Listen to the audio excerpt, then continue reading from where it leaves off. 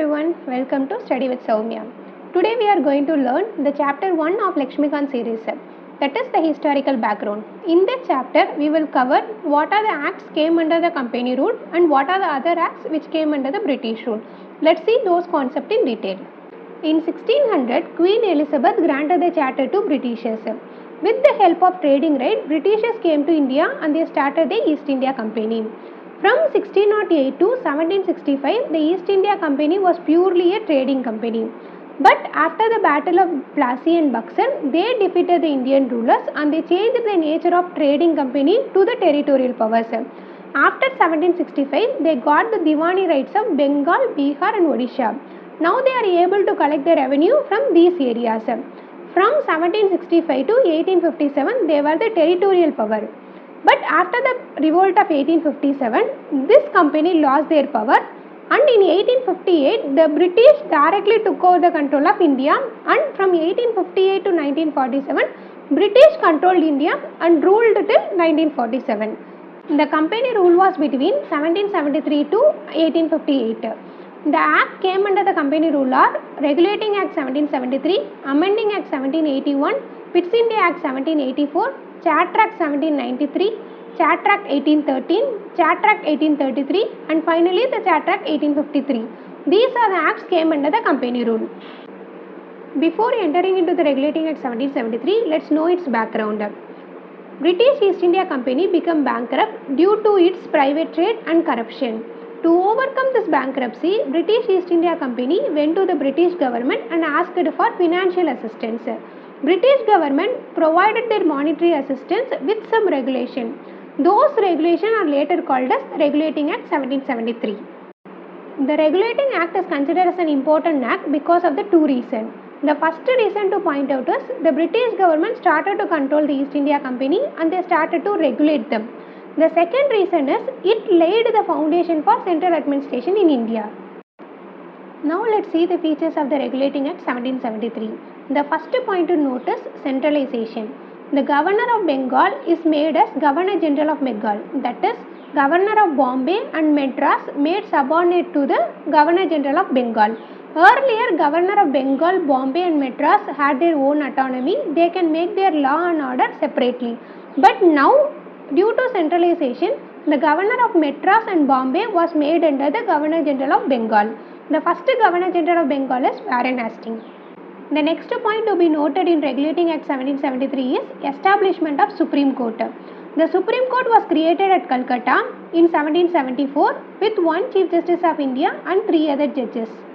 Through the Regulating Act 1773, the British government prohibited the servants of East India Company not to engage in the private trade. Along with this prohibition, they have controlled the East India Company through the Court of Directors. The Court of Directors has to report the revenue civil matters periodically to the British government. 1773 Regulating Act has not clearly defined the jurisdiction of Supreme Court under the Governor General of Bengal. To avoid this power struggle and to rectify the defects in the Regulating Act 1773, a new act was passed by British Parliament. The act is known as Act of Settlement or it is known as Amending Act 1781. Amending Act 1781 defined the jurisdiction of Governor General and the Supreme Court. It provided the Supreme Court to have the jurisdiction over all the inhabitants of the Calcutta and removed the matters relating of collecting revenue from the jurisdiction of Supreme Court. Then the Amending Act 1781 empowered the Governor General in Council to frame the regulation for the Provincial Court and to hear the appeal from the Provincial Court. These are the important provisions in the Amending Act 1781. The next important act under the company rule was the Pitt India Act 1784. In this act, the system of double government was established. The Board of Control was created to manage the political affairs and the Court of Directors was allowed to maintain the commercial affairs. By this way, a system of double government was established. Another important feature of this act is the first time the company territory was called as British possession in India. These are the important feature of Pitt India Act 1784. Next act is Charter Act 1793. Let's see the important feature of this act. The first important feature is more centralization. That is, the Governor General of Bengal is allowed to have more control and power over the Bombay and Madras presidencies. Next important feature is extension of trade monopoly. East India Company is allowed to have trade monopoly for the next 20 years. Third important feature is Board of Control and its members' salary was paid out from the Indian revenue. These are the important features of Chat Act 1793. Now let's see the Chat Act 1813. Before entering into the Chat Act 1813, let's see its background. Due to the Industrial Revolution in Britain, the British merchant protested to end the monopoly of East India Company.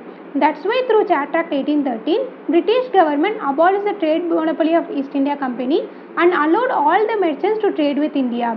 But the trade monopoly of tea and with China was not abolished, except that all the monopoly of the East India Company was abolished through this Chat Act 1813. Other features of Chat Act 1813 are they allowed the Christian missionaries to enter into India and they provided 1 lakh rupees to spread the Western education and they allowed the local government to impose tax on the people. Next important act is Chat Act 1833. This act is known as final step of centralization because the Governor General of Bengal is made to called as Governor General of India and he has given the entire power to control the British territory. The first Governor General of India was William Bentinck. Then through this act, the East India Company was purely made as administrative body and ended its role of commercial body. Another important feature of this Chat Act 1833 is it tried to attempt to bring the open competition for civil servants, but it failed to do so because of the opposition from the Court of Directors.